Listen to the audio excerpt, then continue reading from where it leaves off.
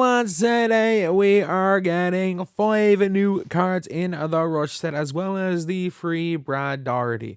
I'm going to go over Brad in another video today, and honestly I think that he is going to be an incredible card. I think Brad is actually better than every one of these cards. I'm not going to lie. I think he's genuinely going to be the best card that is out today, which is why he's getting his own video. But today we're going to go over the rush cards. So we've got Lavine, we have got Jaren Jackson Jr., we've got Wes Unseld, we have got Elgin Baylor, and we have got Steve Nash. So one of the big issues with the game right now is that basically every card has got close to or 99 in every single stat. And it's like, even if they have something like 90 speed, that's still fine.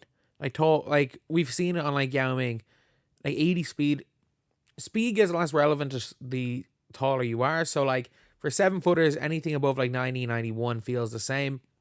So yeah, let's look at Lavine first. So Zach Lavine, 6'5", 6'8" wingspan, 96 speed, 97 speed, 97 acceleration, 96 3 ball defense, pretty good. Is there any badges that he needs? Not that I can see. He has basically every single badge, all the shooting ones. He's a Dream Shake drop stepper. 94 ball handle. Like, he's got no flaws. He doesn't have any flaws as a card. Tendo's almost perfect. Because basically everyone gets perfect Tendos now.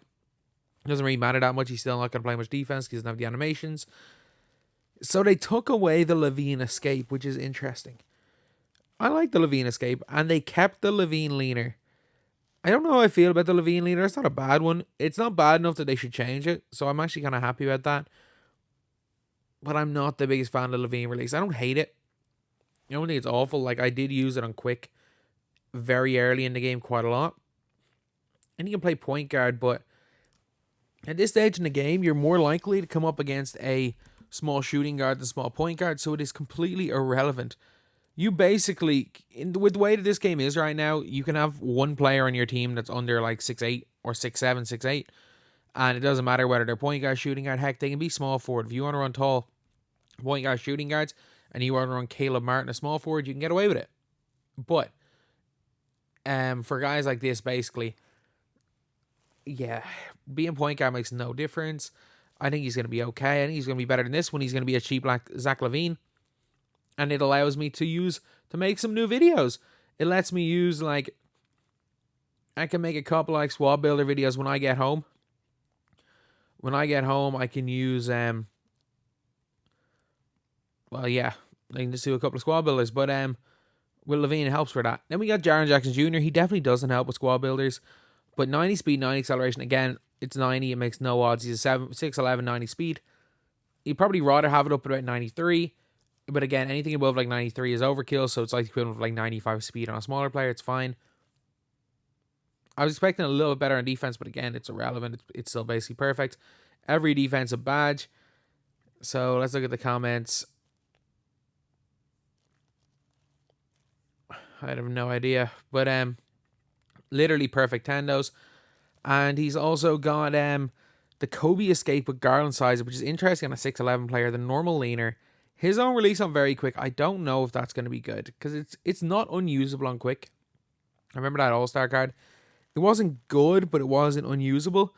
But still, I'm not going to be too excited about a card like this, to be honest. Then we have got Wesley Unseld. I assume it's Wesley. Could be Weston. Because, you know, we've had... As a Leeds fan, we have had a Weston on our team. One of the worst players I've ever seen put on a Leeds jersey.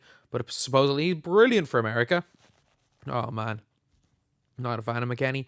But perfect stats. Might as well be an invincible. He probably needs comeback kick and clutch shooter. They are not the most important badges, but it's fine to give them that. Give him them. Trey escape. Ooh, they give him D-Row size up. Ooh, there are not many guys in this game that have D-Row size up. And this is looking like it could be Unseld or bust today. Because, like, again, Unseld, even though he doesn't have the longest wingspan, he's got a big player build. I don't know how I feel about that Kobe John Collins. Apparently, people are happy. I mean, I'm not gonna lie, he is better than Kobe. Look, as much as I kind of want to hate it, like, he is better than Kobe. Like, I bought Kobe for a video that tanked. Like, I could have had Jordan, who was better. Like, I could have had Larry, who was 100 times better. But I bought Kobe for a video that tanked, and Kobe sucks. But the thing is, the Kobe release is kind of slow. John Collins' upper is not great. He is, like, again, he is better than Kobe, but I don't know by how much. He's a good point guard. Definitely the best card we've seen today, but I don't think he's this, like, exceptional player that a lot of people thought he might be. And we get Elgin Baylor. Surprisingly, we do already have a point guard, Elgin Baylor. He gets Peter Tucker, Stephen very quick to Trey Fade, Donovan Mitchell, John Wall escape. Am I right in saying he had Trey escape on this one? No, he had Mitchell, John Wall. I don't think there's much of a difference between these cards, is there? And like, you can get this Baylor for 5k MT, the pink diamond one. And he plays point guard, which again it's irrelevant, by the way. It is absolutely irrelevant. You got 53 versus 54 total badges. I get it, one is more hops. Playing point guard versus shooting guard is relevant. So, there's no difference in stats. There is absolutely no difference. Other than hustle, which doesn't matter.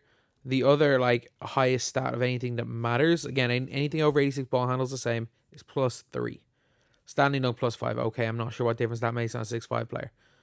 Tendos, okay, better tendos. Badges wise, the only badge. Wait, have I misadded? Sorry, this is 58 versus 53. Okay, there's 5 extra. Back down Punisher. Rise up does help, I guess. Box out beast, brick wall, not that relevant on a guard. But like, I'm looking through them, and the only real thing that, like, they're the same card. Honestly, if you played with both of these guys and if this was a blind playtest and you couldn't see the stats, you couldn't see the tiers, you would not notice a difference between these two cards. Obviously, one of them can't play shooting guard. If you were doing a TTO and you couldn't see the, like, overall the player, you turned all gameplay indicators off, you literally would not be able to tell the difference. They're the same card. And this guy is, on a bad day, 5k MT. Then we've got Steve Nash. Steve Nash, look, this is as good as you can make a Nash card. Would I give him a 90 driving dunk? With quick drops, which is interesting. I like the Nash size, but I like the Curry escape. I'm going to have fun with Steve Nash. One of my favorite players when he played for Phoenix. I just loved that Phoenix team. I just love that Phoenix team with, like, Boris Diaw, Leandrinho, Amare, Marion. Man, I love that Phoenix team. And obviously, because Pat Burke was there as well for a year. Like, as an Irish man, having Pat Burke as part of the Phoenix Suns was a pretty big one. So I absolutely loved that Phoenix team. This was like the second NBA jersey I ever got. Was this Steve Nash Phoenix Suns jersey? But yeah. So I'm gonna get Nash. I'm gonna use Nash. I like Steve Nash in this game. I think he's gonna be a very, very good player.